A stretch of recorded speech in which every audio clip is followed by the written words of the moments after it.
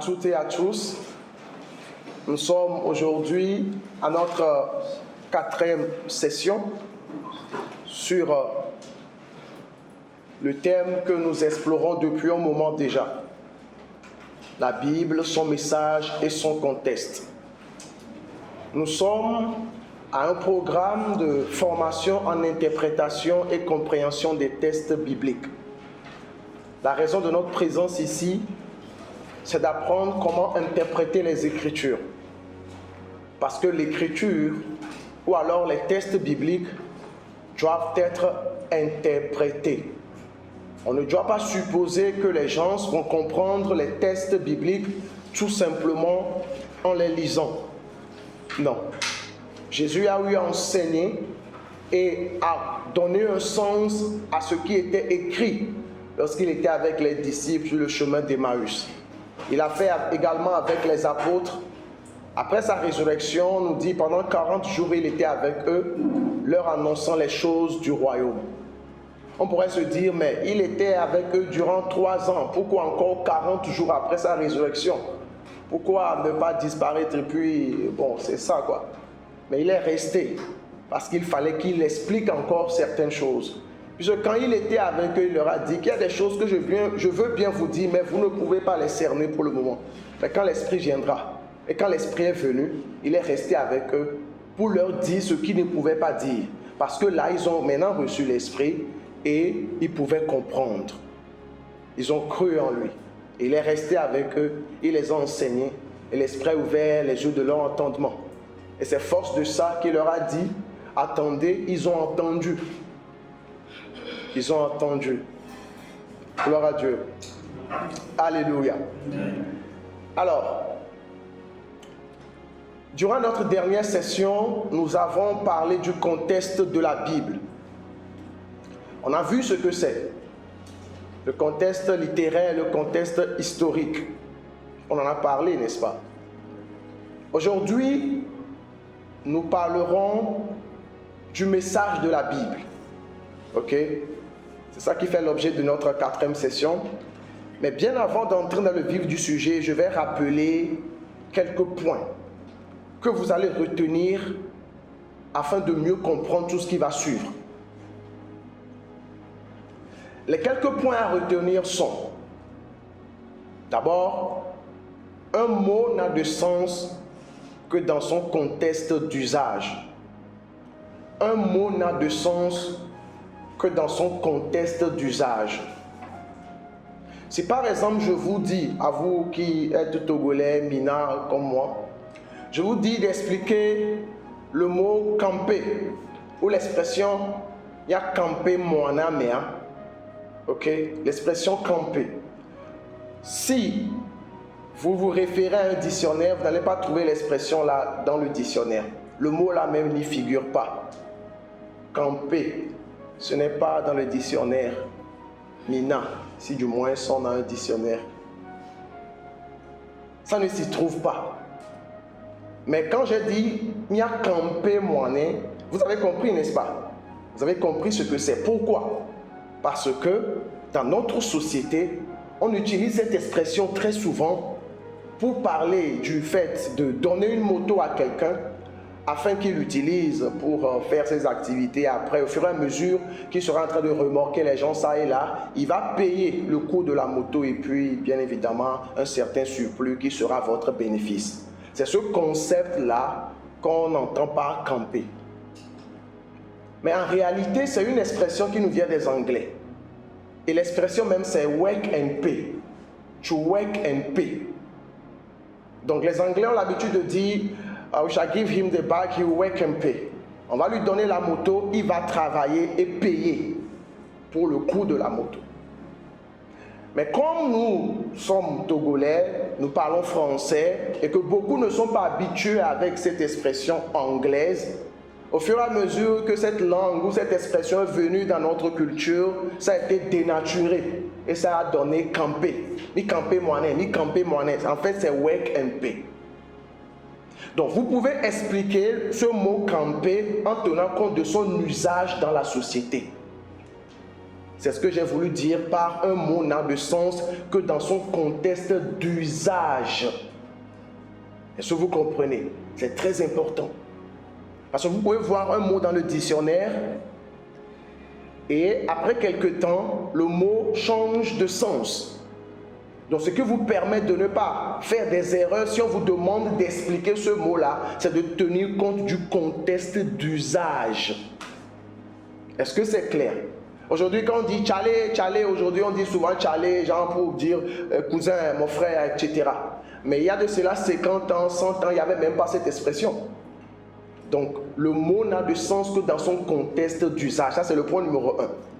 Le point numéro 2, le sens d'un mot est déterminé primordialement par son auteur. Donc, quand nous sommes en train de lire un texte, et en l'occurrence les textes bibliques, il nous faut comprendre que le sens des mots utilisés est déterminé par l'auteur, celui qui a utilisé le mot. Ce n'est pas à nous d'imposer un sens au mot. Celui qui a écrit voulait communiquer une certaine pensée à ceux qui l'écoutaient ou à ceux qui le liraient.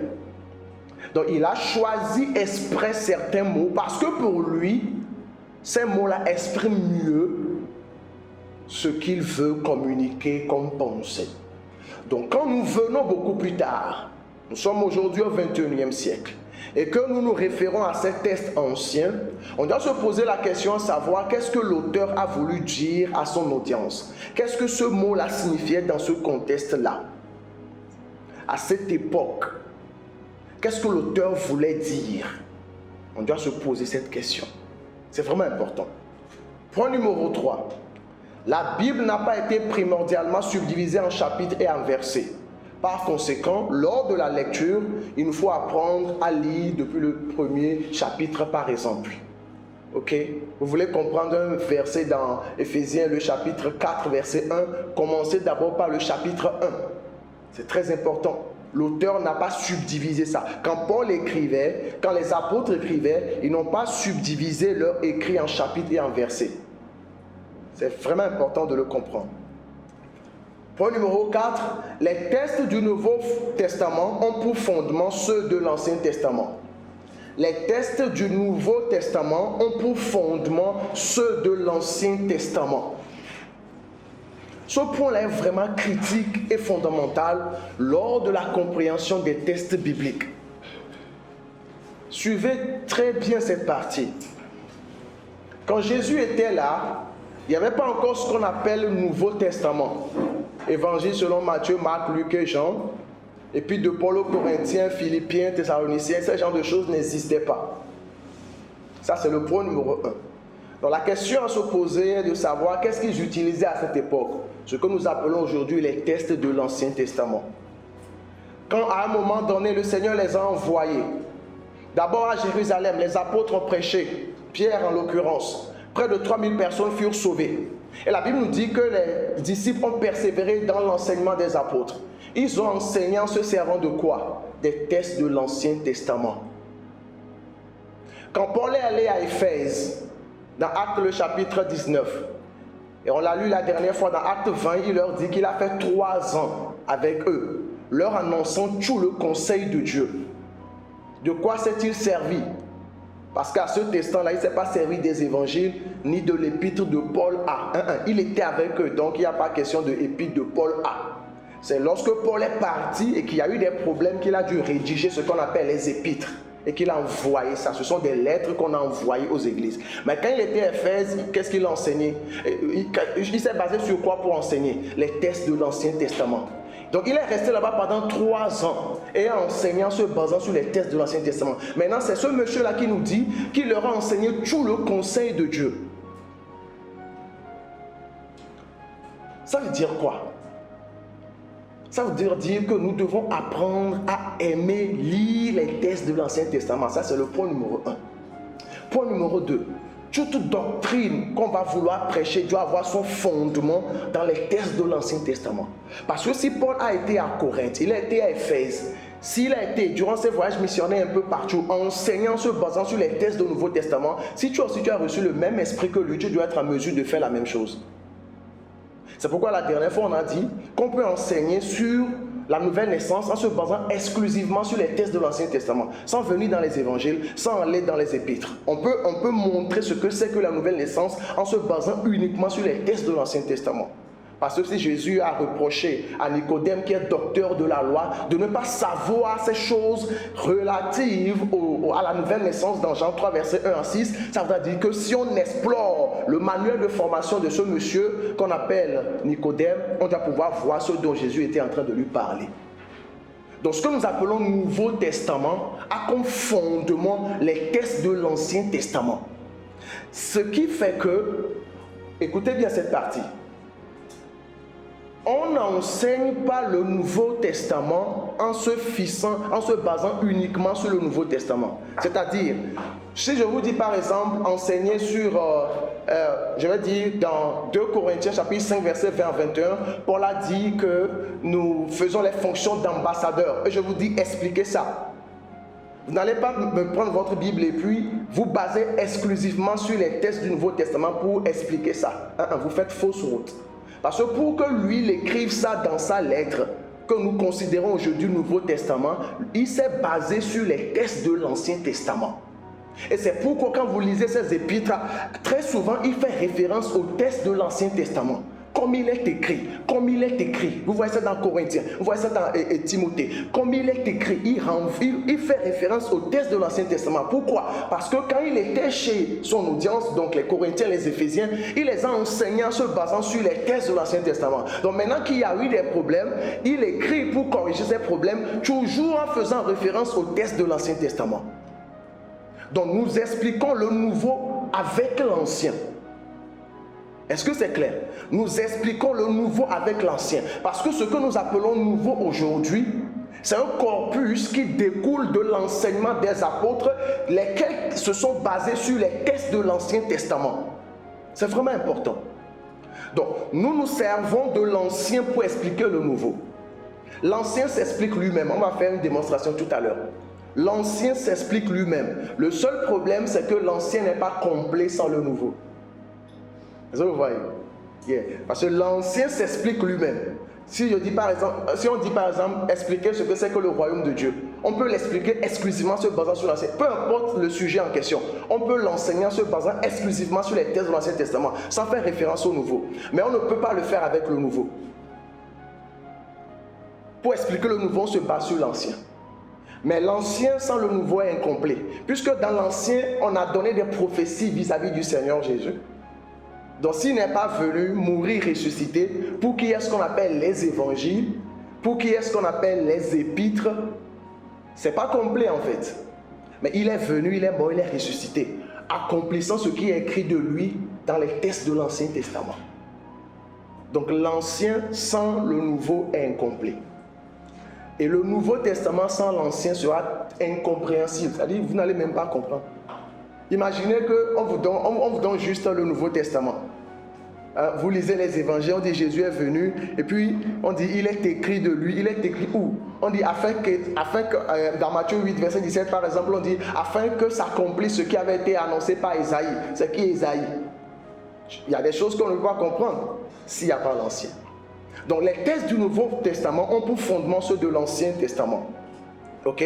Et de l'autre côté, un autre point qu'on va voir, avant d'appliquer un passage dans la Bible, cherchons d'abord à le comprendre dans son contexte.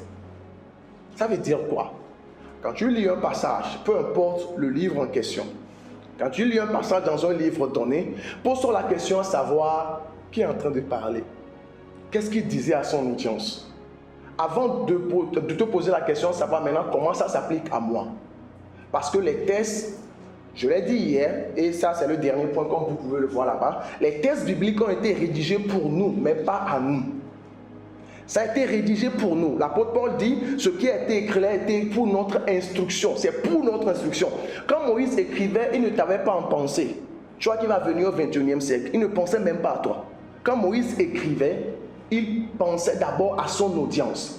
C'est pourquoi il a utilisé des expressions qui sont connues de son audience. Quand Daniel écrivait, il a utilisé la même chose. Ézéchiel également. Ils ont écrit en tenant compte de leur audience. Quand Paul dit, par exemple, que les anciens qui dirigent bien soient jugés d'un double honneur, cette instruction, c'est à Timothée. Ce n'est pas à toi, c'est d'abord à Timothée. Cherche à comprendre ce qu'il a dit dans Timothée 5, 17 à Timothée. Maintenant, tu essaies de voir qu'est-ce qui m'est commun à moi et à ces gens-là. Ok, qui a donné l'instruction? C'est l'apôtre Paul. À qui? À Timothée. Pourquoi il a donné l'instruction?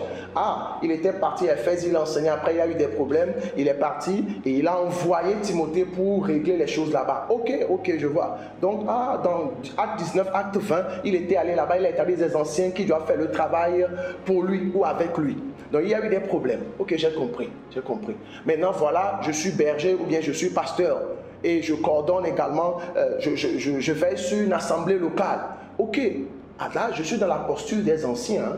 Ah oui, moi aussi je suis un ancien. Ok.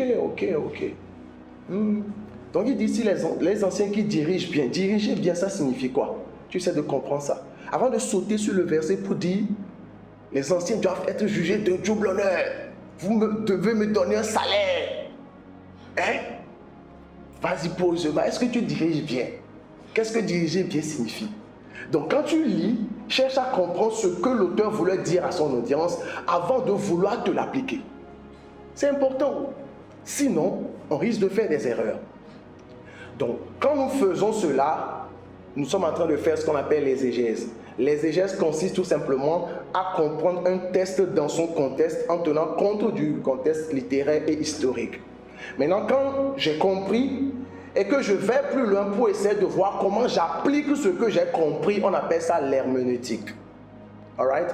Donc, gardez ces choses en tête parce qu'on va s'en servir pour expliquer certaines choses tout à l'heure. On est ensemble, j'espère. Alright. Nous parlons du message que véhicule la Bible. C'est notre 4e session. Quel message véhicule la Bible? On va commencer par expliquer ce que la Bible n'est pas, avant de parler de ce que la Bible est, du message que la Bible communique. Parce que la Bible, ce livre que nous avons dans notre main, est vraiment particulier. Il faut savoir le pourquoi on l'a. Pourquoi Dieu, dans sa providence, a veillé à ce qu'on ait les textes bibliques. Il faut savoir. Parce que si on ne connaît pas la raison d'une chose, on va en abuser. Mais il faut qu'on comprenne. Vous allez voir des gens qui lisent leur Bible pour cantiques des cantiques pour aller draguer les filles. C'est une mauvaise utilisation de la Bible. La Bible n'est pas un manuel de science. Nous n'allons pas nous servir de la Bible pour prouver aux scientifiques que la Terre a 6000 ans, la Terre est ceci, Dieu a créé ceci. Quand Dieu a dit que la lumière soit, c'est le Big Bang, parce qu'il y a une puissance qui est sortie de sa bouche et a agencé le cosmos. Si on fait cela, on est en train de commettre une faute grave. Et quelle est cette faute-là? On ignore qui a rédigé ce texte de Genèse qu'on est en train de lire, pourquoi il a écrit et à qui est-ce qu'il s'adressait. Beaucoup se basent sur les textes bibliques, en particulier le livre de la Genèse, pour prouver des choses dans le monde scientifique. Non, ce n'est pas pour ça qu'on a donné la Bible. Quand Moïse écrivait à ces gens-là, d'abord il a communiqué oralement, après on a documenté. C'est des gens qui venaient tout simplement d'être délivrés de la servitude. Et ce qui les intéressait, ce n'est pas de savoir comment Dieu a créé les cieux, comment Dieu a créé la terre, est-ce que c'est le Big Bang ou pas, est-ce qu'il y a des extraterrestres ou pas. Ce n'est pas ça qui les intéresse. Ça n'intéresse aucun individu dans l'ancien Proche-Orient. Je vais expliquer ce qu'on entend par ancien Proche-Orient bientôt. Donc la Bible n'est pas un manuel de science, parce que ceux à qui on parlait, ce n'étaient pas des scientifiques. Ils ne s'asseyaient pas pour tenir des discussions scientifiques. Ok, Moïse, tu as dit que les particules, nanani, nanana. Non, ils ne s'asseyaient pas pour faire ce genre de choses. Il faut tenir compte de l'audience, parce qu'une fois qu'on perd de vue l'audience et celui qui est en train de parler, on va faire dire à la Bible ce qu'elle n'a jamais dit. Et on va critiquer la Bible pour ce qu'elle n'est pas censée être. Et puis après également, on risque d'être déçu. Parce que la Bible ne nous donne pas des réponses sur certaines choses. Parce qu'effectivement, ce n'est pas censé te donner des réponses sur toutes les choses. Est-ce que c'est clair? C'est vraiment important. La Bible n'est pas un manuel de science. Ce qui intéressait ces gens qui sont sortis là, ce n'est pas la science. Et de l'autre côté, Moïse qui les a fait sortir, les enseignait, les préceptes, les ordonnances, la pensée de Dieu. Parce qu'ils se dirigeaient à un endroit donné et il fallait changer leur mentalité. C'est ce qu'ils faisaient en fait par son enseignement. Parce qu'ils venaient tout simplement de sortir de l'Égypte. L'Égypte était encore en eux. Ils sont sortis, oui, mais l'Égypte était en eux. Pourquoi? Parce que quand ils sont sortis, que Moïse s'est absenté un court moment, ils ont dit, Aaron, fais-nous un veau d'or. Après, ils ont dit, Israël, voici le Dieu qui t'a délivré. Pourquoi un veau d'or? Ils ont appris ça en Égypte. Et vous allez voir que dans le désert, ils se plaignaient continuellement. On veut retourner là-bas, on veut retourner là-bas. Donc les enseignements de Moïse avaient un but spécifique, le renouvellement de leur intelligence. Moïse voulait leur faire comprendre la pensée de Dieu. Moïse était en train de contre-attaquer les fausses doctrines qui étaient déjà en eux. Parce qu'ils ont fait 400 ans en Égypte. Il faut savoir le pourquoi il a écrit et le pourquoi ça a été documenté. C'est important. La Bible n'est pas un manuel de zoologie. Que non, qu'on a dit, comme on a dit au serpent que maintenant tu vas ramper, ça veut dire que les serpents marchaient avant. Ah, ça nous montre la théorie de l'évolution. Non, il faut arrêter de dire des sottises. Qui va ramper? Quand vous prenez même les textes égyptiens, vous trouvez l'expression ramper là, le serpent qui rampe là. Vous voyez ça dans beaucoup de textes égyptiens. Et ça n'a jamais signifié que c'est des serpents qui avaient 4 pattes, mais non, on les a maudits, donc ils doivent rester, ils doivent ramper. Non, c'est pas de ça qu'il s'agit. Non. J'ai dit tout à l'heure que la Bible s'explique elle-même. Et surtout les textes de l'Ancien Testament s'expliquent eux-mêmes. Parce que celui qui parlait à des gens qui ont fait 400 ans en Égypte. Ce qui fait qu'il s'est adapté à eux. De telle sorte qu'il y a des éléments que vous retrouvez dans la Genèse, dans les 5 livres de Moïse, que vous retrouvez dans beaucoup de textes égyptiens. Parce que c'est de là qu'ils venaient. Si tu ne comprends que français, ok, tu as grandi dans un environnement où on ne parle que français. Tu as appris beaucoup de choses, tu as des habitudes, etc. Et que moi je viens, je veux te communiquer une certaine idéologie ou pensée. Est-ce que je vais parler l'anglais si tu ne maîtrises pas l'anglais? Je vais parler le russe. Non, je vais m'adapter à toi. Et je vais utiliser des illustrations, des exemples chez toi pour te parler. Donc, la dernière fois, je suivais, on va dire, un clip là où il y a un monsieur qui était en train de donner le nom de certaines choses en éveil. Donc, il dit par exemple que l'aubergine que nous appelons à Bissa, les gens d'enfants appellent ça été. Été, c'est pas été, hein, comme Ignam, c'est été. Ok. Donc, si par exemple, moi, je vais chez quelqu'un d'enfant et que je lui dis, ah, est-ce que tu as de... Je veux dire, est-ce que tu as de l'aubergine? Je ne vais pas dire, ah, Bissa la siwa. Je vais dire, été la siwa. Parce que chez eux, c'est comme ça on l'appelle. Est-ce que vous voyez? Donc, si après moi, j'écris quelque chose et que dans le document, on voit que j'ai appelé aubergine été, il serait insensé de venir dire, ah, c'est une copie. C'est une copie, il est venu copier nos choses. C'est un plagiat, c'est insensé en fait. C'est insensé parce que le pourquoi tu vois des similitudes entre ta culture et ce que j'ai rédigé, c'est parce que je me suis adapté à mon audience. C'est pourquoi, parce que tu veux que je fasse comment? Quand vous prenez le livre d'Ézéchiel, le livre de Daniel, il y a beaucoup d'éléments là-bas qui sont similaires aux mythes, aux légendes et à la connaissance en Babylone. Parce qu'ils ont fait 70 ans également là-bas. Donc, il faut comprendre le contexte. Est-ce que vous comprenez? Donc la Bible n'est pas un manuel de zoologie. Et enfin, la Bible n'est pas un manuel de prospérité financière. Je veux devenir riche, donc je vais venir lire la Bible pour voir ce que Dieu dit. Ah, on a dit Josué, chapitre 1, verset 7 à 8, médite le livre de la loi et je serai prospère dans tout ce que je vais entreprendre. Ça, on l'a déjà démontré que c'est même pas vrai. Dans ce livret, pour les nouvelles personnes qui sont là, on l'a déjà démontré. Josué 1, 7 à 8 n'est pas en train de parler de la prospérité financière. Quand on dit entreprendre là-bas, on n'est pas en train de dire que tu vas avoir... on ne parle pas d'entreprendre au sens moderne du terme, du genre s'engager dans une activité à but lucratif. Ce n'est pas de ça qu'on est en train de parler. Ok?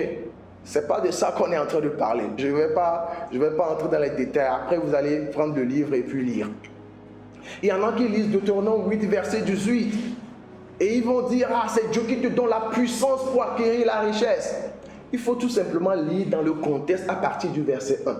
Dieu les avait fait sortir d'Égypte. Dieu a pourvu à leurs besoins dans le désert. Il a été avec eux, il les a préservés. Et maintenant, il leur dit, rappelez-vous que c'est Dieu qui vous a fait tout cela. Mais comment il a formulé? On va lire ensemble Deutéronome le chapitre 8. Deutéronome le chapitre 8. Le verset 18 nous dit, souviens-toi de l'Éternel ton Dieu, car c'est lui qui te donnera de la force pour les acquérir, afin de confirmer comme il le fait aujourd'hui son alliance qu'il a jurée à tes pères. Mais pour comprendre ça, allons d'abord au verset 1. Ok, Deutéronome 8, le verset 1. Là, qu'est-ce qu'on est en train de nous dire? Deutéronome 8, le verset 1. Vous observerez et vous mettrez en pratique tous les commandements que je vous prescris aujourd'hui, afin que vous viviez, que vous multipliez et que vous entriez en possession du pays que l'Éternel a juré de donner à vos pères. Souviens-toi de tout le chemin que l'Éternel ton Dieu t'a fait faire pendant ces 40 années dans le désert, afin de t'humilier et de t'éprouver pour savoir quelles étaient les dispositions de ton cœur et si tu garderais ou non ses commandements. Il t'a humilié, il t'a fait souffrir de la faim et il t'a nourri de la manne que tu ne connaissais pas et que n'avaient pas connu tes pères, afin de t'apprendre que l'homme ne vit pas seulement de pain, mais l'homme vit de tout ce qui sort de la bouche de l'Éternel. Il a continué en disant, ton vêtement ne s'est point usé et ton pied ne s'est point enflé pendant ces 40 années.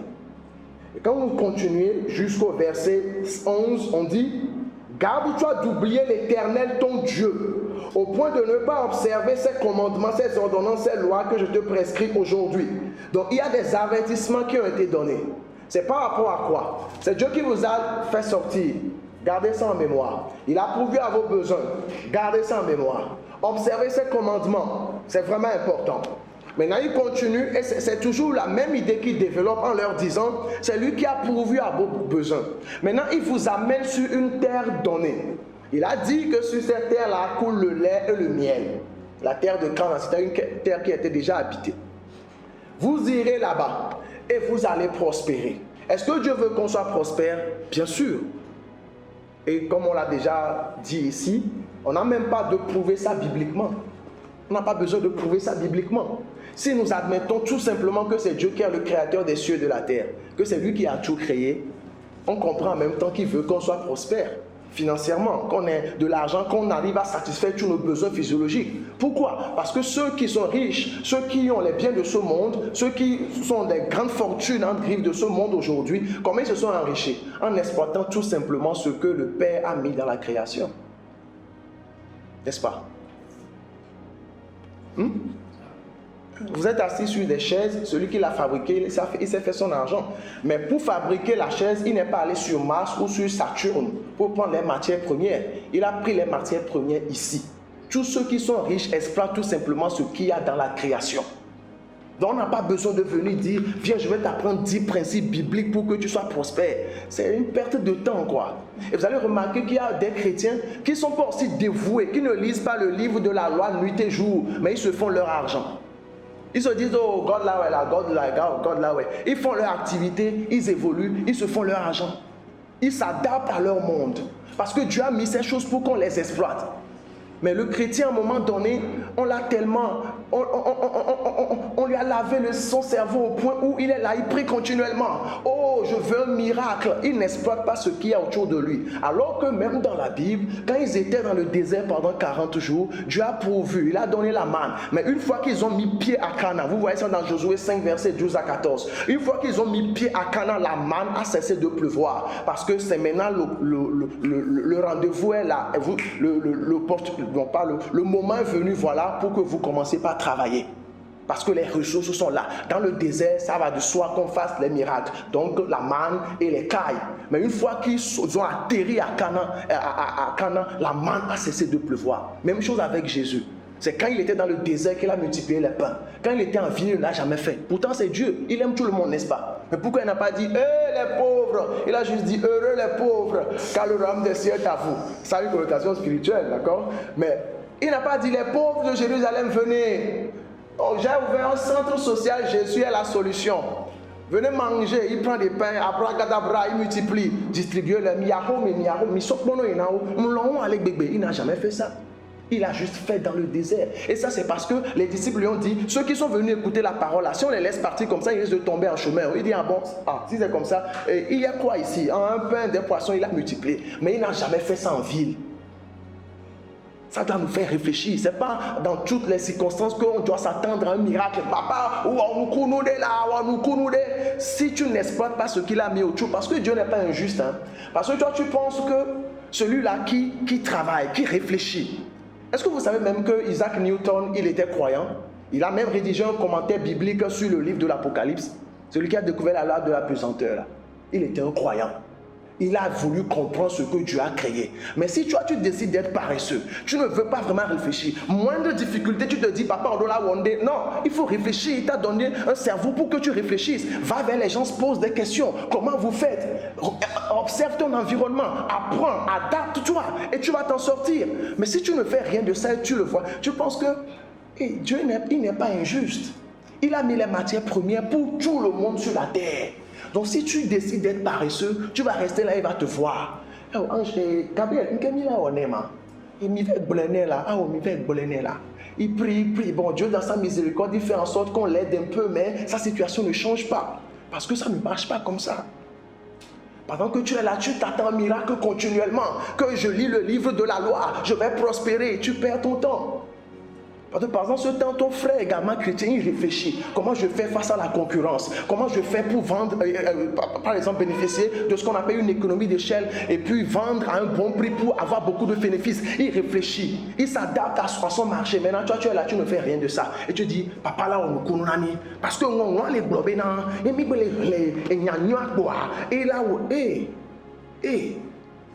et vous allez voir nos mamans aller au marché, elles s'asseyent et puis elles prennent quelque chose, on leur a dit c'est manteau, que c'est l'onction est dedans, il faut taper ce que tu vends et puis tu vas vendre. Et elle est là depuis le matin jusqu'au soir, elle ne fait que lire sa Bible. Et elle s'attend à ce que les clients viennent. Pendant ce temps, l'autre frère réfléchit, comment je fais pour me différencier des autres? Comment je fais pour fidéliser ma clientèle? Dieu n'est pas injuste, frère. Il faut qu'on sorte de la bêtise à un moment donné. C'est important. Quand il dit Dieu va te donner le pouvoir d'acquérir la richesse, on va voir tout à l'heure ce qu'il entend par pouvoir là. Ok? Certains lisent Matthieu 6, verset 33. Ah, c'est un principe biblique pour devenir un homme riche, une femme riche. C'est pas vrai. À un moment donné, il faut qu'on cesse d'utiliser la Bible comme des apprentis sorciers. On n'est pas des mercenaires. Donc, sur la base de ça, si je sers Dieu, si je cherche le royaume, il va me donner les autres choses. Allons à l'évangélisation. Pourquoi? Parce que la Bible dit que donc tu fais ça pour avoir quelque chose en retour. Ça montre qu'il n'y a pas de relation d'amour avec Dieu. On se demande si tu es vraiment né de nouveau. Matthieu 6, 33 n'est pas la clé pour la prospérité financière. Il faut arrêter de dire des choses bizarres. D'autant plus que celui à qui il parlait, il faut lire dans le contexte. Il faut lire dans le contexte. Il parlait à qui? Quand Jésus était en train de dire ça, chercher le royaume, et ça, chercher le royaume, ça signifie quoi? Chercher le royaume, ce n'est pas aller faire l'évangélisation. C'est quoi chercher le royaume? Chercher le royaume, c'est servir dans le temple. C'est pas ça, chercher le royaume. À qui il disait de chercher le royaume? C'était aux Juifs. Mais après la résurrection de Jésus, est-ce qu'on doit encore chercher le royaume? Non. Pourquoi? Parce que Romains 10, verset 1 à 2, Paul l'a dit. Il dit, je peux rendre témoignage par rapport à mes frères pharisiens, les Juifs. Et il dit, je peux rendre témoignage qu'ils ont du zèle pour Dieu, mais sans connaissance. Cherchant à établir leur propre justice, ils se sont éloignés de la justice de Dieu. Maintenant, dans Matthieu 6, 33, il dit, cherchez le royaume de Dieu, sa justice, n'est-ce pas? Et le reste vous sera donné. Voilà maintenant qu'après Paul dit, ils sont en train de chercher à établir leur propre justice. Ils ignorent la justice du Christ. On ne dit, il ne faut pas dire à un chrétien aujourd'hui, Dieu a dit, cherchez le royaume, sa justice, et tout vous sera donné. Ce passage n'est plus valable après sa résurrection. Surtout si vous comprenez ce que royaume et justice signifient. Dans le royaume de Dieu aujourd'hui, nous servons Dieu par amour parce que nous sommes des fils. C'est pour ça qu'il nous a créés. On ne le fait pas pour nos bienfaits. Ça ne marche pas comme ça. Ça ne marche pas comme ça. La Bible n'est pas un manuel de prospérité. Et quand je dis manuel, c'est quoi? Vous savez, quand vous achetez votre téléphone, vous avez un petit document dans la boîte, on vous dit, si tu veux que ça fonctionne de telle manière, fais ça, il y a telle fonctionnalité, tu lis, tu viens, tu lis. Non, c'est pas ça que ça doit servir la Bible. C'est pas pour ça que la Bible a été donnée. Non. Ce n'est pas un manuel de prospérité financière. Ce que la Bible nous fait savoir, c'est le conseil ou la pensée de Dieu sur tous les sujets. Mais la Bible n'entre pas dans les détails pour te montrer comment faire au jour le jour. La Bible n'a pas été donnée pour ça. D'ailleurs, on va prendre quelques exemples. Prenons ceux-là qui ont même marché avec Dieu. Abraham. Il y en a qui disent, oh, Dieu a béni Abraham. Il n'était pas pauvre quand Dieu l'a appelé. Ça, c'est le point numéro 1. Je vais vous lire ça rapidement. Genèse, le chapitre 12. Genèse, chapitre 12. Le verset 4 nous dit, Abraham partit comme l'Éternel le lui avait dit, et Lot partit avec lui. Abraham était âgé de 75 ans lorsqu'il sortit de Charan. Abraham prit Sarai, sa femme, et Lot, fils de son frère, avec tous les biens qu'il possédait et les serviteurs qu'il avait acquis à Charan. Il partit pour aller dans le pays de Canaan et ils arrivaient au pays de Canaan. Abraham n'était pas pauvre. Abraham est parti avec les biens qu'il possédait et les serviteurs qu'il avait acquis. Maintenant, pour vous donner une idée de leur culture, vous savez, aujourd'hui, il y a ceux-là qui nous aident dans les maisons pour faire les ménages, etc., n'est-ce pas? C'est pas tout le monde qui peut s'offrir les services de ces gens de personnes, on est d'accord. Peut-être il y a des gens ici, quand vous vous levez, c'est vous-même qui balayez, nettoyez, faites tout. Parce que vous n'avez pas le pouvoir d'achat pour payer quelqu'un pour vous aider à faire ça. Il y en a qui ont des gens qui les aident à faire la cuisine, à ouvrir la porte, à ouvrir le garage, etc., n'est-ce pas? Mais ce n'est pas tout le monde qui peut faire ça. Ceux qui arrivent à s'offrir ces genres de services, le combo là, gardien, etc., c'est qu'ils ont un pouvoir d'achat élevé. Donc dans la société, ils sont dans une certaine catégorie. De la même manière, à leur époque, ce n'est pas tout le monde qui peut s'acheter un serviteur. Parce que c'était commun à leur époque d'avoir quelqu'un. On les achète en fait. Et des fois, les gens se donnent eux-mêmes. Je veux travailler pour vous. Et on nous dit qu'il avait acquis des serviteurs. Ce n'est pas pour rien, Sarah l'appelait Seigneur. Le Seigneur, à leur époque, c'est celui qui a la domination sur les autres. Donc quand tu cries, Sarah était humble, elle était humble, elle appelait son mari Seigneur, Seigneur. Donc tu dois m'appeler aussi Seigneur dans ce foyer. Et on te regarde, tu n'as rien qui ressemble à ce qu'Abraham. Pourquoi il ne faut pas sortir les choses de leur contexte? Vous pensez que c'est toi humilité? Quelle humilité? Le gars, il méritait d'être appelé Seigneur. Mais quand on oublie le contexte, on dit des choses bizarres. Donc cet Abraham, il était déjà riche. Il avait des ressources avant de partir. Il a acquis beaucoup plus de ressources quand il est allé en guerre. Quand on a pris son frère et son neveu, Lot, il a armé les gens de sa maison. On l'a vu la dernière fois. Ça, c'est Abraham. Isaac également a travaillé. Jacob également a travaillé. Quand on prend l'exemple de David, comment lui il a fait? Parce que c'est David qui a amassé beaucoup d'or et de trésors pour la construction du temple. Comment il a fait ça? Vous pensez qu'il était à la maison, il disait, papa, là où est là? Papa, où est là?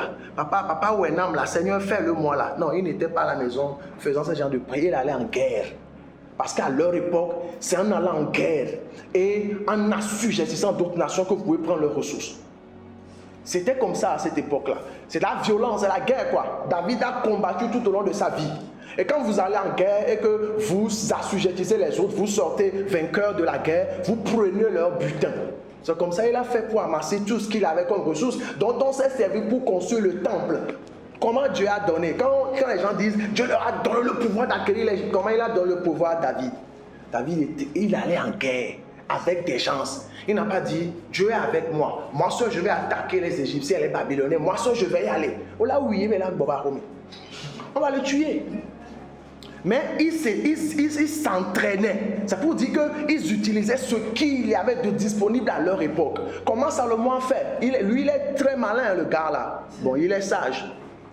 Vous lisez 1 roi 4, 1 roi 3. D'abord, il est allé faire alliance avec la fille de Pharaon en épousant sa fille. Or, dans leur culture, c'est la nation la plus faible qui va vers la nation la plus forte pour faire alliance.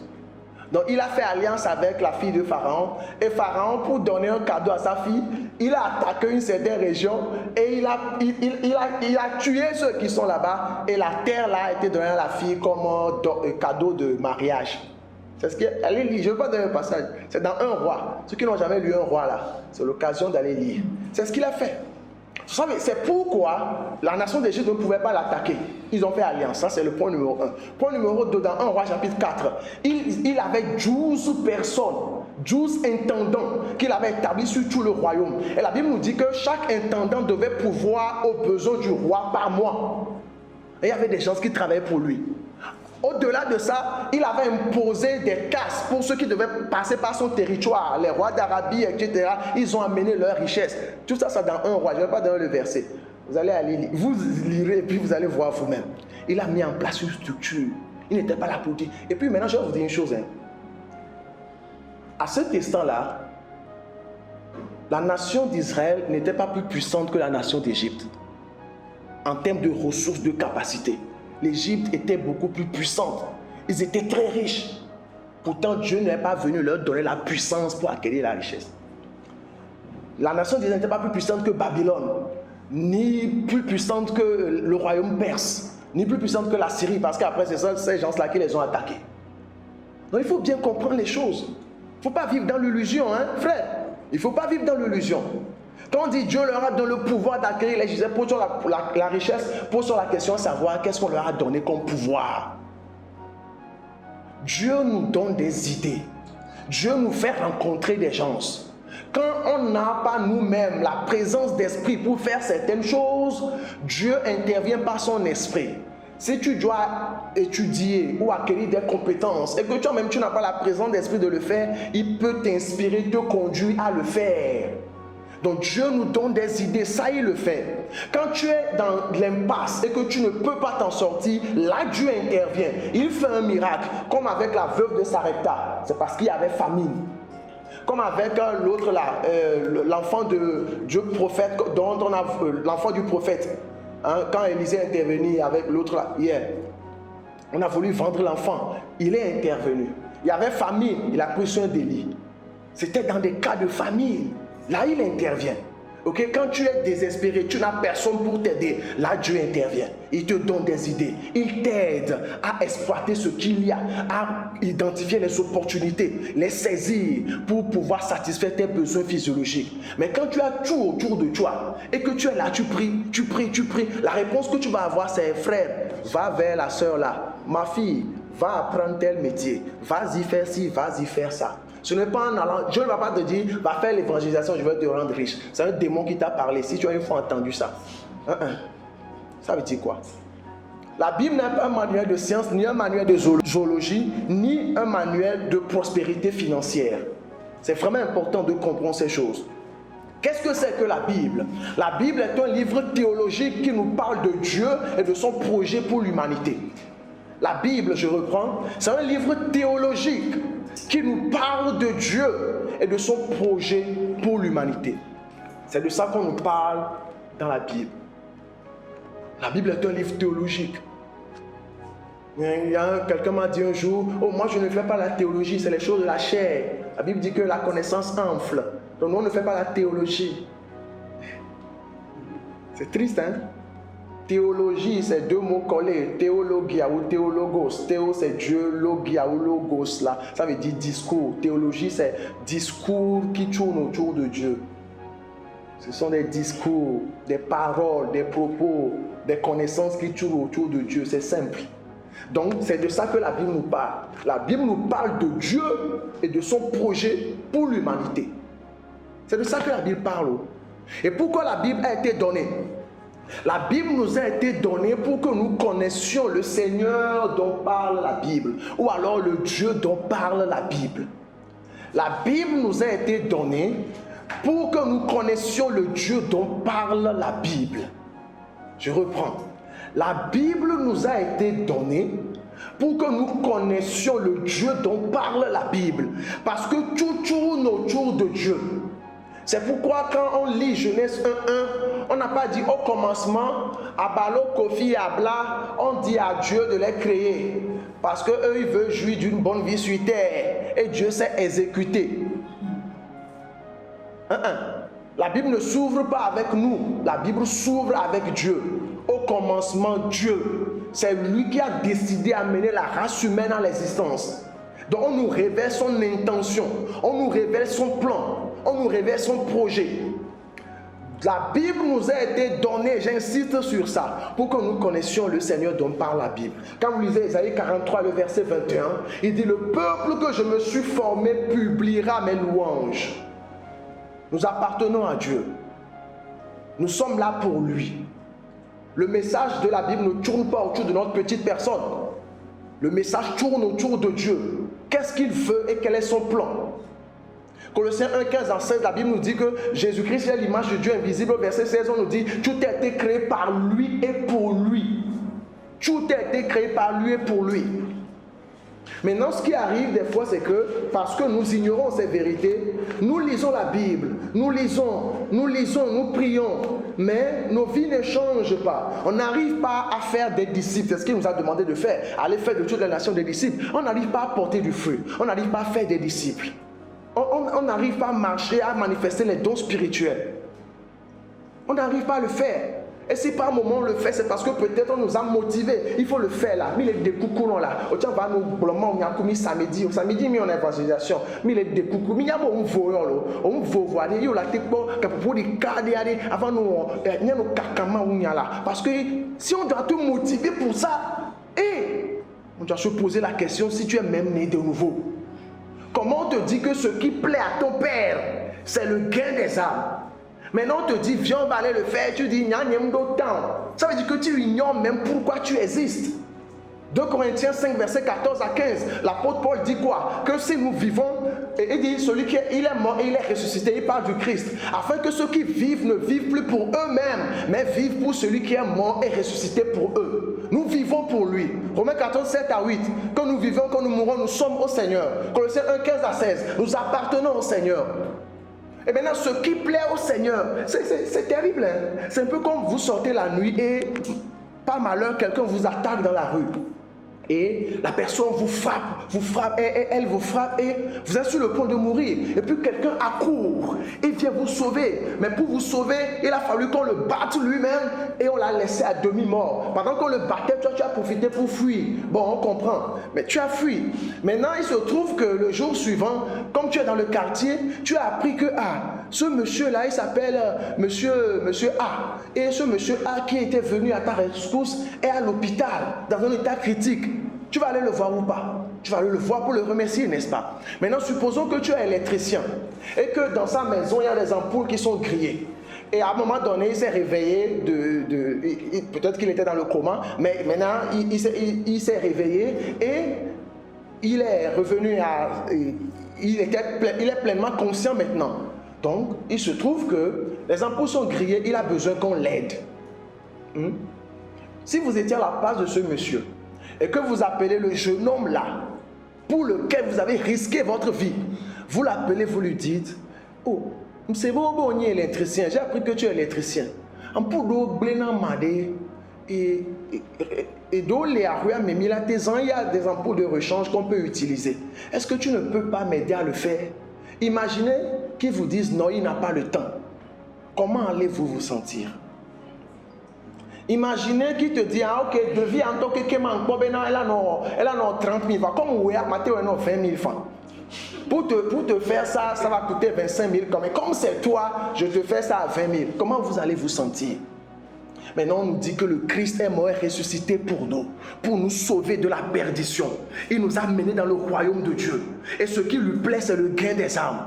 C'est de faire des disciples, c'est l'instruction qu'il a donnée. Maintenant, on doit te motiver pour te dire: si tu fais ça, il va te bénir. Qu'un gars là, toi. Oh! Des fois, c'est triste en fait. Mais c'est ce qu'on prêche aux gens. Viens à Jésus, il va te bénir. Non, tu ne viens pas à Jésus pour ça. Tu lui appartiens en fait. Tu reviens vers ton propriétaire. C'est de ça qu'il s'agit. Mais comme les gens aussi sont... Des fois, ils ne sont même pas nés de nouveau. Va et sougo là, non, si c'est ce que tu as entendu là, tu n'es même pas né de nouveau. Oh, va, tu es venu à un culte, tu as suivi l'enseignement. Et on dit: si tu veux être béni, sors et viens faire la prière. Après toi, tu as perdu ton temps. Hein. Ce que tu as fait le jour là, si c'est ce que tu as entendu, parce que ça, c'est pas l'évangile. Viens, Jésus va te donner l'argent, mari, femme, etc. C'est pas ça l'évangile. Hein? Non, mais les gens ont écouté ça. C'est pourquoi quand vous examinez leur vie, il n'y a pas ce amour, ce zèle pour Dieu. Parce que ce sont des mercenaires qui sont venus prendre quelque chose de Dieu. Parce qu'il entend, il les dit nuit, il les dit prospérité, tu veux ci, tu veux ça, ok, il faut sortir. C'est pour quand elle est sortie. Moi, je vous pose une question. Vous avez une fille, elle est riche, elle a tout ce dont on peut rêver. Elle est directrice d'une entreprise, elle a des voitures, elle a des avions, etc. Maintenant, un jeune homme vient vers toi, le papa, il te dit, je veux l'épouser. Et ok, d'accord, tu veux l'épouser, pourquoi tu veux l'épouser? Oh, j'aime beaucoup votre fille, bon, ok. Et après, son ami lui demande, Charlie, tu veux épouser la fille là? Bon, pourquoi? Il dit, oh, Charlie, mon frère, on peut défier un mot, Lessia. Cette fille, elle a beaucoup de choses. Donc, si je l'épouse, ce qu'elle a va m'appartenir. Je vais tout faire pour qu'on signe une communauté de biens. Mais quoi voulez le frère? Bon, supposons qu'il dise ça à son ami et que l'ami vienne te dire ça à toi, le papa. Tu vas encore accepter qu'il épouse ta fille? Jamais. Mais si il veut vraiment apporter un plus dans la vie de la fille et qu'il épouse la fille, est-ce que naturellement il ne va pas jouir de ce que la fille a? C'est naturel, c'est comme ça avec Dieu. Quand nous venons par amour, quand nous venons par amour naturellement, quand nous sommes limités, Dieu intervient pour nous aider. Naturellement, Dieu veille à ce que nous puissions jouir de tout ce qu'il a, qu'il a de bien dans le royaume. C'est naturel. Papa me dit de coucou Hiram là. Papa va se des Kaïa. Pose-toi la question si tu es vraiment né de nouveau ou si tu es dans une relation d'amour avec lui. C'est vraiment important. C'est très important. Donc dans Ésaïe 43, verset 21, Colossiens 1, 15 à 16 et Osée 4, verset 6, on va lire quelque chose là-bas. Osée 4, le verset 6.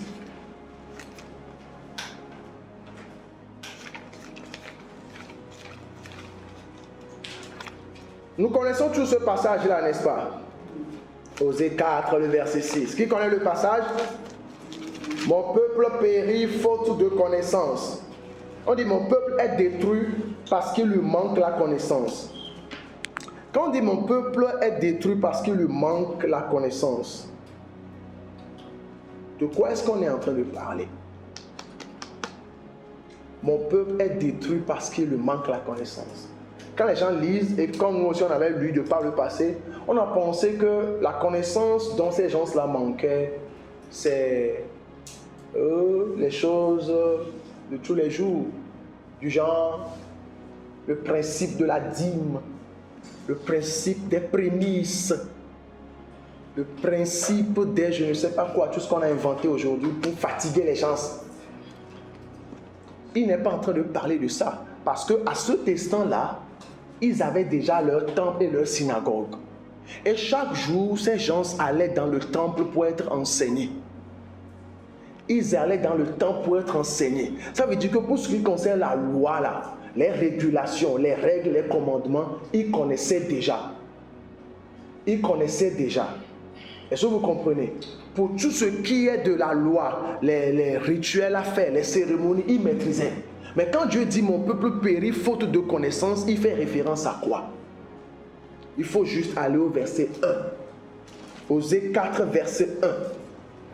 On nous dit, écoutez la parole de l'Éternel, enfants d'Israël, car l'Éternel a un procès avec les habitants du pays, parce qu'il n'y a point de vérité, point de miséricorde, point de connaissance de Dieu dans le pays.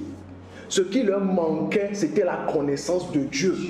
Ce n'est pas la connaissance des doctrines, principes, que non, ils ne connaissaient pas leur Dieu.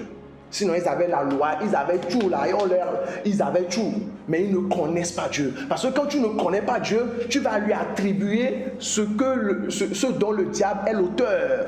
Je suis malade, c'est Dieu qui me punit comme ça. Parce que Dieu, il est souverain, il fait ce qu'il veut. Ça montre que tu ne connais pas Dieu.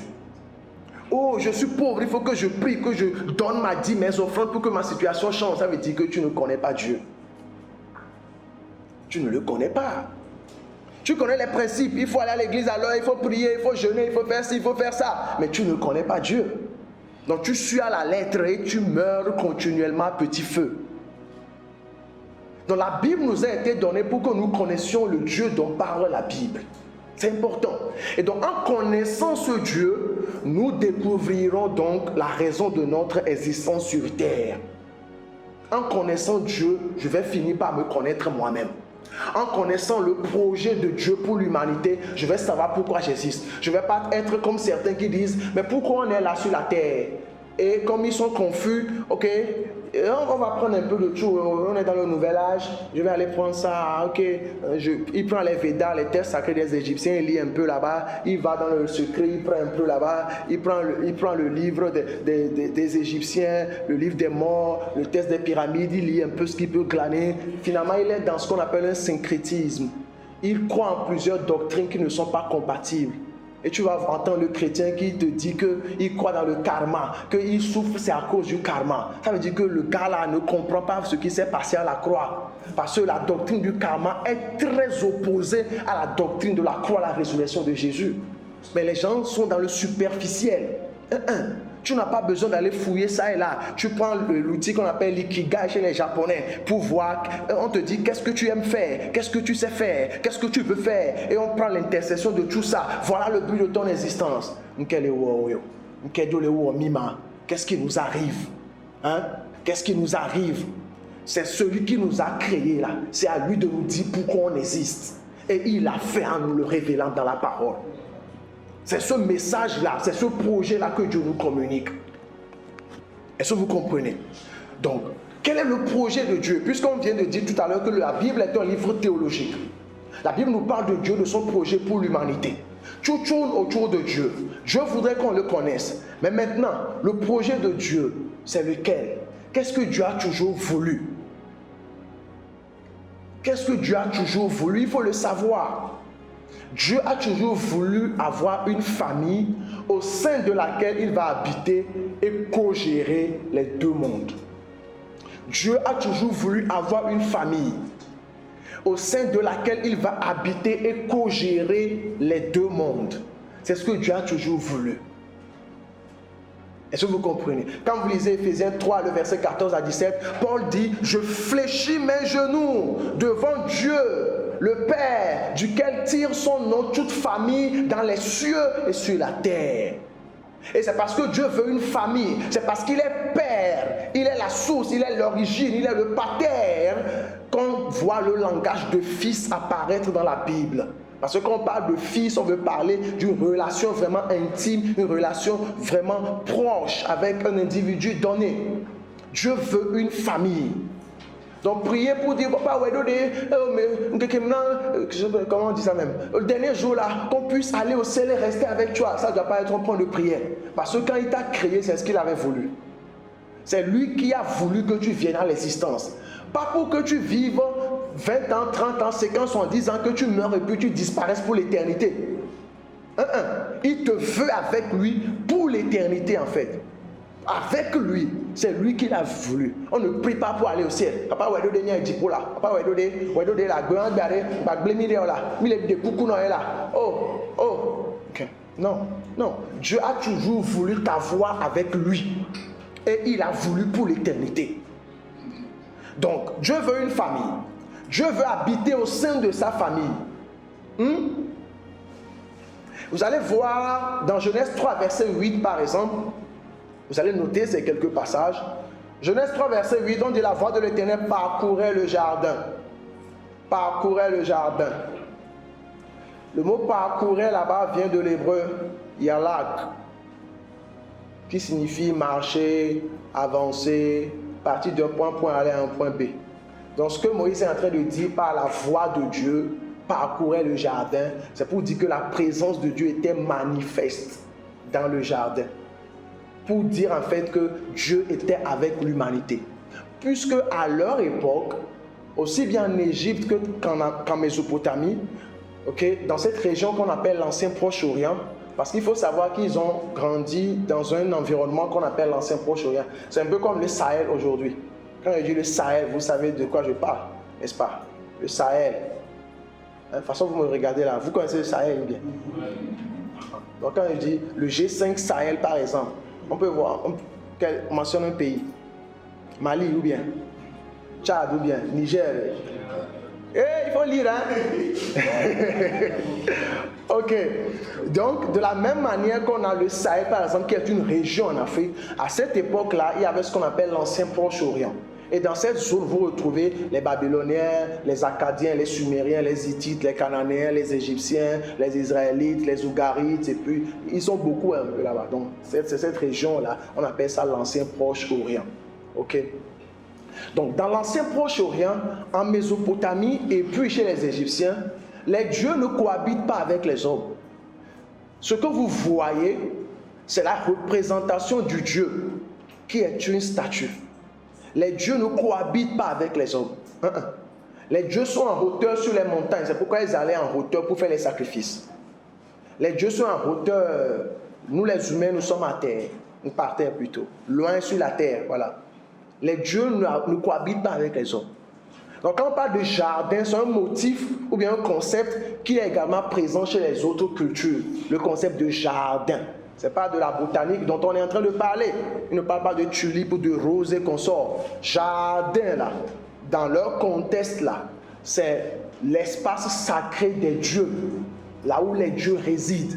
Et les humains n'y vont pas. On voit juste le panthéon, l'ensemble des dieux qui règnent sur une zone donnée. C'est eux simplement qui se trouvent là-bas. Mais Moïse, quand lui, il écrit, il dit, Dieu a planté un jardin, il a mis l'homme là-bas et il est lui-même là-bas. Pour enseigner, c'est-à-dire ce qu'il est en train d'enseigner, c'est que Dieu a toujours voulu faire un avec l'humanité. Donc c'était contre la culture qui prévalait à cette époque-là. C'est un message théologique qu'il communiquait. Donc quand on dit la voix de l'Éternel, c'est pas comme la voix, comment la voix peut parler? La voix de l'Éternel, c'est toujours Dieu lui-même qui parcourait le jardin. Ils interagissaient avec Dieu dans le jardin. C'est ce que Moïse voulait communiquer, que les premiers hommes avaient accès à la présence de Dieu. C'est de ça qu'il est en train de parler. Vous lisez Exode 25, verset 8, Lévitique 26, je vais lire Lévitique 26, le verset 12, Lévitique, le chapitre 26, Lévitique 26, le verset 10 à 13. Le même mot qu'on a utilisé dans Genèse 3, verset 8 pour parler de parcourir, c'est le même mot qu'on retrouve dans Lévitique 26, verset 12 où on dit « Je marcherai au milieu de vous ». Le mot grec, hébreu qu'on a traduit par « marcherai » ici, c'est « yalak ». C'est le même mot employé de l'autre côté. « Je marcherai au milieu de vous, je serai votre Dieu et vous serez mon peuple ». Verset 11 « J'établirai ma demeure au milieu de vous ». Dieu a toujours voulu être avec son peuple. Dieu n'a pas voulu qu'il soit quelque part, il est sur Saturne, le peuple est quelque part. Dieu a toujours voulu être avec son peuple. Lévitique 26, verset 10 à 13, Ézéchiel 37, le verset 26 à 27, il dit « Je vous donnerai mon esprit, je vais habiter en vous ». Jean 14, verset 26, quand Jésus était là, il dit « Le Père et moi, on va venir faire notre demeure en vous ». 2 Corinthiens 6, 16, c'est en fonction, c'est plutôt en raison de tout ça que Paul maintenant pouvait dire aux Corinthiens « Vous êtes le temple de Dieu ». Parce qu'à leur époque, depuis l'Ancien Testament, les dieux demeurent dans les temples. Donc, qu'est-ce qu'on retrouve dans les temples? Si vous avez bien compris ce que j'ai dit précédemment, quand je dis les dieux demeurent dans les temples, ça veut dire quoi? Qu'on retrouve leurs statues. C'est leurs statues, c'est leurs images. Parce qu'il dit que les dieux ne demeurent pas avec les hommes. Ils ne sont pas là, ils sont dans une autre dimension, loin quelque part. Donc, à leur époque, le temple, ce qu'on avait comme temple, on y retrouve l'image de la divinité qu'on adore. Et ils croyaient, je vais beaucoup plus expliciter ces points-là prochainement. Mais ils croyaient que dans la statue là qu'on est en train de voir, l'essence du Dieu est dedans. C'est pourquoi ils venaient se prosterner devant la statue. C'est pourquoi tout ce qu'ils veulent auprès de la divinité, d'une certaine divinité, ils viennent devant la statue. Et certains continuent de le faire aujourd'hui. Donc Dieu a toujours voulu habiter au milieu de son peuple. Et quand on lit Colossiens 1,16, on dit qu'il a créé les choses visibles et invisibles, les deux mondes. Donc Dieu a toujours voulu avoir une famille. Il voudrait que sa famille passe l'éternité avec lui. Il veut demeurer avec nous.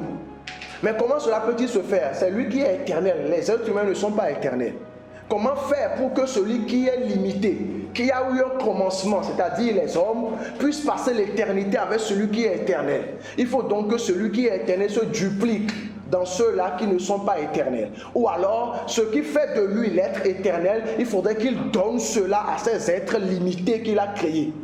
Et c'est ça qu'on entend par l'arbre de vie dans le jardin, la vie éternelle.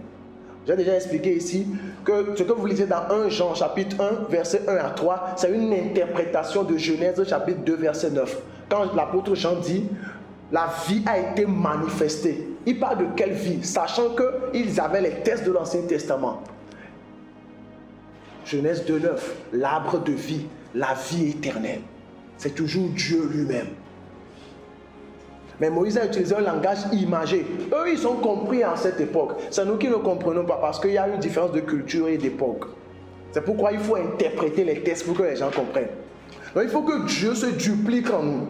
Il faudrait que Dieu nous donne son esprit, qu'il nous donne de lui-même. Et parce qu'il est esprit, qu'il nous donne son esprit pour que nous partagions l'éternité avec lui. Donc c'est en mangeant de l'arbre de vie qu'on peut devenir des êtres éternels. C'est pourquoi quand ils ont péché, on a dit empêchons-les de prendre de l'arbre de la vie d'à manger, d'en vivre éternellement. Parce que c'est l'arbre de vie qui peut leur donner la vie éternelle. Et l'arbre de vie, maintenant je vous pose une question.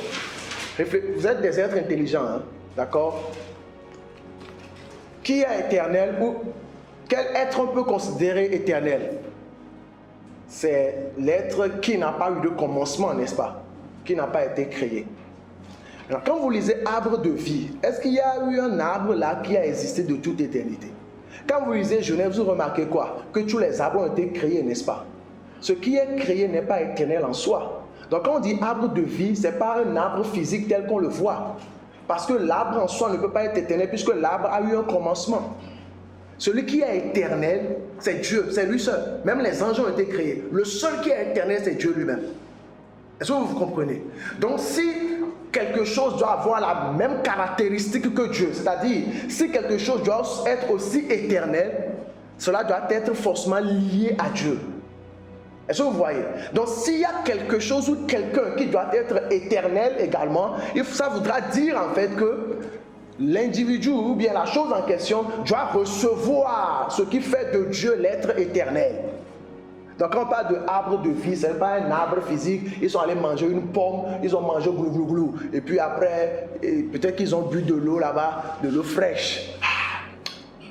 Ils n'ont pas pris un fruit. Il n'y a jamais eu un arbre physique sur lequel on va prendre quelque chose et après l'arbre a disparu. Ça n'a pas de sens. Eux, ils n'ont jamais compris ça de cette manière.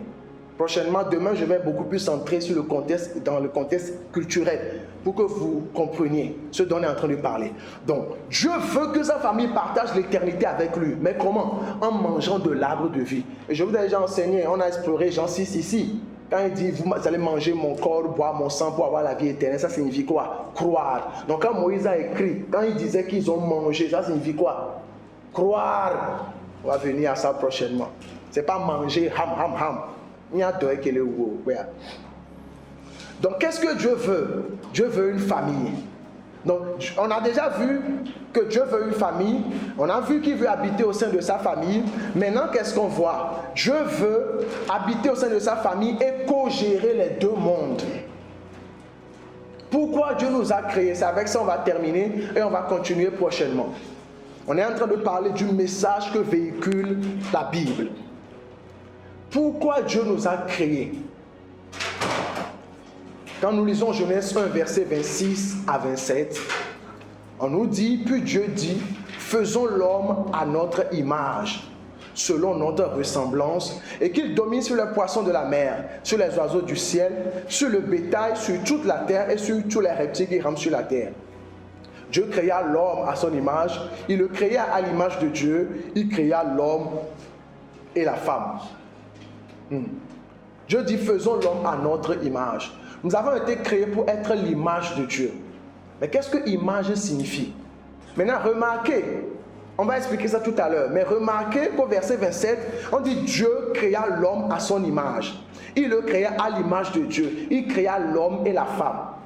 Donc ça veut dire quoi? Quand on nous dit au verset 26, puis Dieu dit, faisons l'homme à notre image. L'homme là-bas, c'est l'humanité, la race humaine. Que la race humaine soit à notre image. Maintenant, dans cette race humaine, on a le masculin et le féminin. C'est ce qu'on nous dit au verset 27. Dieu créa l'homme et la femme. L'homme et la femme, ce sont les deux qui sont censés être l'image de Dieu. Ce n'est pas juste l'homme. La place de la femme, ce n'est pas la cuisine. Ceux qui disent ces bêtises-là, ils doivent se repentir. L'homme et la femme sont censés être l'image de Dieu. L'homme et la femme doivent représenter Dieu. C'est pourquoi on nous donne à nous deux le même Esprit Saint. Donc il ne faut pas dire la femme ne peut pas faire ci, elle ne peut pas enseigner, elle ne peut pas expliquer, elle ne peut pas manifester les dons spirituels, elle ne peut pas ci, elle ne peut pas... Il faut arrêter de dire des inepties, ça n'a pas de sens. Si au commencement, on nous dit que l'homme et la femme sont l'image de Dieu, ça veut dire que ce sont les deux qui doivent exercer la fonction d'image. Maintenant, être à l'image de Dieu, ça signifie quoi? C'est avec ça qu'on va finir. Je vais faire quelque chose ici. On va cliquer sur image et voir ce que image signifie. Ok? Alright. J'espère que vous pouvez voir. Donc ici, on nous dit, puis Dieu dit, je vais activer le mode premier écran, ok? Puis Dieu dit, faisons l'homme à notre image. Nous allons cliquer dessus pour aller dans le mot, pour aller voir le mot hébreu qu'on a utilisé, qu'on a traduit par image. Le mot hébreu utilisé, c'est tchelem. Vous voyez ça ici. Ok. C'est tchelem.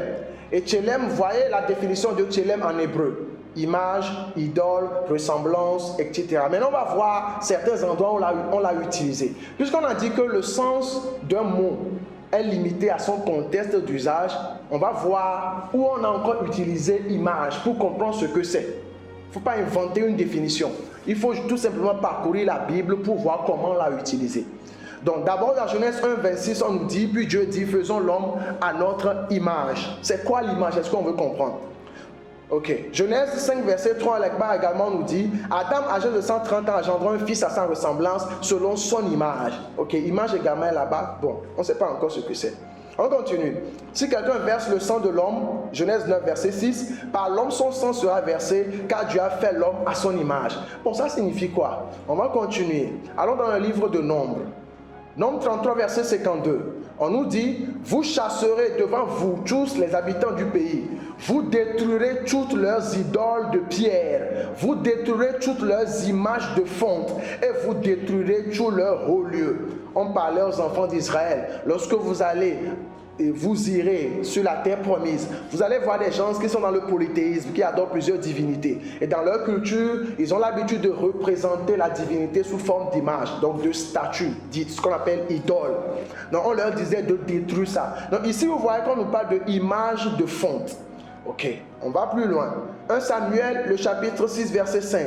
On dit, faites des figures de vos tumeurs. Quand ils ont pris l'âge de l'alliance pour amener chez les Philistins et qu'ils ont commencé à avoir des problèmes, pour résoudre le problème, on leur dit, faites des figures de vos tumeurs et des figures de vos souris qui ravagent le pays et donnez gloire au Dieu d'Israël. Peut-être cessera-t-il d'appesantir sa main sur vous, sur vos dieux et sur votre pays. Figure de vos tumeurs ici, c'est Tchelem. Pourquoi faire des figures? Entre parenthèses, ça c'est pour votre culture générale. On appelle ça la magie sympathique, ou encore la magie imitative, ou la magie par correspondance. À leur époque, quand vous souffrez d'un mal donné, vous faites la représentation de ce dont vous souffrez. Soit pour vous prévenir d'une attaque prochaine, ou alors pour vous guérir. C'est pourquoi Moïse a fait un serpent d'airain, parce qu'ils étaient mordus par des serpents. On le faisait en Égypte, ce n'est pas lui qui l'a inventé. C'est quelque chose qu'ils faisaient dans l'ancien Proche-Orient. Ce dont vous souffrez, vous faites l'image de ça. J'ai dit, c'est une parenthèse. Ok. C'est juste pour vous expliquer pourquoi ils ont fait un serpent d'airain. Ce n'est pas un hasard. Pourquoi ils n'ont pas fait un aigle? Pourquoi ils n'ont pas fait un autre animal? C'est un serpent. Parce qu'ils étaient mordus par des serpents. Eux, ils ont compris, parce que c'est chez eux. C'est versé chez tout le monde, même chez les Philistins, ils ont ça. 1 Samuel 6, verset 11. Il mit sur le char l'arche de l'Éternel et le coffre avec les souris d'or et les figures de leurs tumeurs. Dans 2 Rois, chapitre 1, le 11, le verset 18, on dit tout le peuple du pays entra dans la maison de Baal. Baal, c'est une divinité, la divinité du tonnerre. Hein? Et il est le Dieu qui règne sur l'éclair, le tonnerre et puis la pluie. C'est lui qui peut envoyer le feu aussi. C'est pourquoi quand on l'a invoqué avec Élie, on l'a invoqué, il n'a pas pu invoquer le feu là. Ça a montré la domination du Dieu d'Israël sur lui. Est-ce que vous comprenez? Are you catching the flow? Okay. Donc on dit, il a démoli, il brisait entièrement ses autels et ses images. Ok? Ça, c'est 2 rois. Dans 2 Chroniques, vous voyez également la même chose. Il brisait ses autels et ses images. Dans le psaume 2 également, oui, l'homme se promène comme une ombre. Il s'agite vainement. Il amasse, il ne sait qui recueillera. On va dans Ézéchiel également. Ézéchiel 7, verset 20. Ils étaient fiers de leur magnifique parure et ils en ont fabriqué les images de leur abomination, de leurs idoles. Ézéchiel 16, verset 17 plutôt. Ils ont fait également des télèmes, des simulacres d'hommes. Vous allez dans Amos, vous voyez la même chose. Donc, de par tout ce qu'on vient de lire, qu'est-ce qu'on entend par image? La représentation. Justement, la représentation visible d'une entité spirituelle qu'on ne voit pas. C'est ce qu'on entend par image. La représentation visible d'une entité spirituelle qu'on ne voit pas.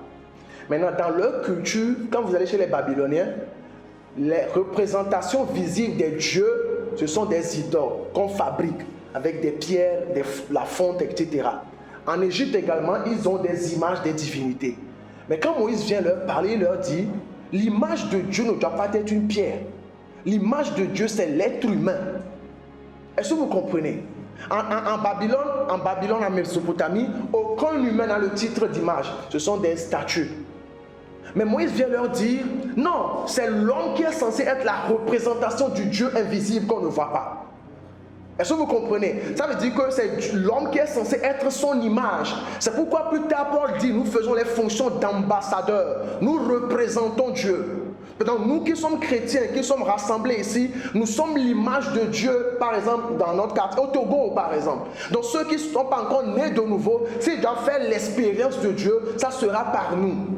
S'ils doivent expérimenter Dieu, ils n'ont pas besoin d'aller sur une montagne quelque part, c'est pour ça que tu es là. Tu es là à côté, pour qu'ils vivent Dieu. Est-ce que vous comprenez? C'est pour ça que nous sommes là. Donc être à l'image de Dieu, c'est être le représentant de Dieu. C'est être son ambassadeur. C'est travailler à ce que les intérêts, les projets, les plans de Dieu soient exécutés. Être à l'image de Dieu, c'est ce que ça signifie.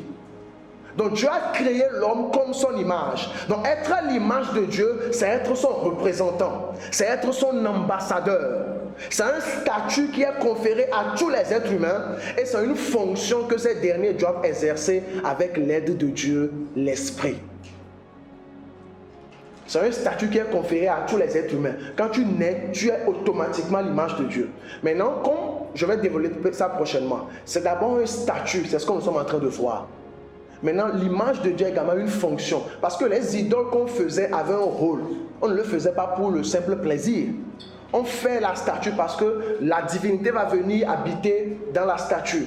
Donc si on a besoin de la pluie, des choses, de ci, de ça, on vient devant la divinité. Donc la divinité joue un rôle, le rôle de médiateur. La statue plutôt joue le rôle de médiateur. Parce que quand on vient, tout ce dont on a besoin auprès d'une divinité, on vient devant la statue.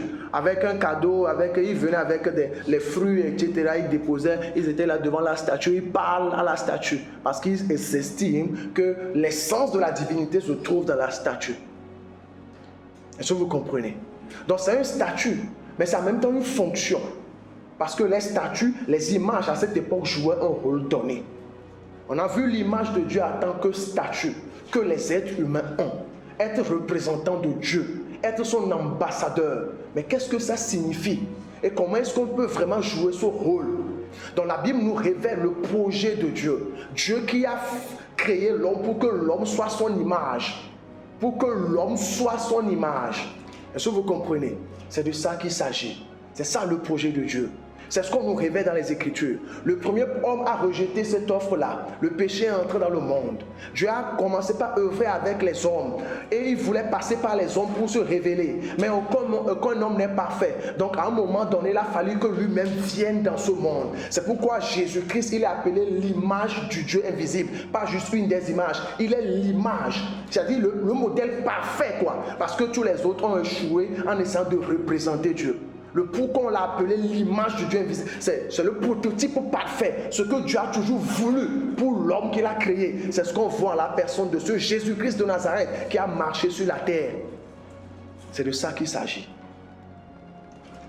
Et quand nous croyons en lui, nous recevons l'Esprit. pour agir comme image, tel que lui-même il agit sur la terre. C'est de ça qu'il s'agit.